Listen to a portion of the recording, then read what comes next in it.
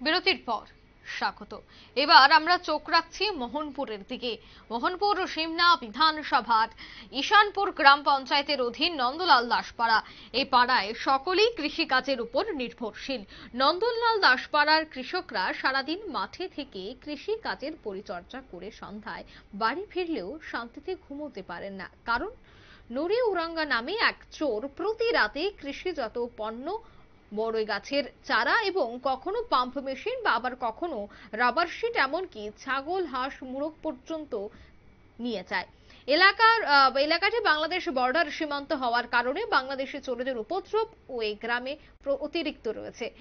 বিভিন্ন সময় দেখা যায় যে কৃষকরা তাদের জমিতে ব্যবহার করা সার নিয়ে চম্পট দিচ্ছে চোরের দল। 3 দিন যাওয়ার পর গতকাল রাত্রি 11টা নাগাদ নুরি উরাং নামের এক চোরকে আটক করা হয়। তারপর তারা পুলিশকে খবর দেয়, পুলিশ আসে কিন্তু তাকে ধরে নিয়ে যায়নি বলে অভিযোগ।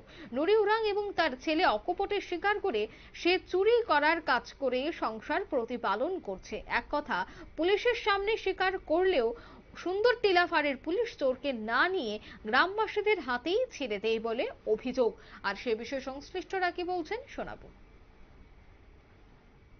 চোরের একটা ঘটনা, চোরের ঘটনাটা আপনারা কি সবজি নিয়ে চুরি হয়, কি একটা ঘটনা? আমরা কৃষক, দীর্ঘদিন ধরে ডিউটিতে আছি, সারাদিন কাম করি, পরিশ্রম করতেছি, সন্ধ্যার সময় বাইরে যাই, পরের দিন সকালে দিই সবজি চুরিয়ে দেয়। আজকে অনেক 3 মাস যাবৎ আমরা ডিউটিতে আছি, কিন্তু চোরের পাতা হয় না। চোরের ডিউটি কি রাত্রে হয় না দিনে হয়? রাত্রেবেলা। রাত্রে ডিউটি করে? আজকে আমরা চোরের পাইছি, ধরছি, থানারে দিছি, থানা চোরের ছেড়ে দিয়া গেছে। 1.5 ঘন্টা পরে আসছে।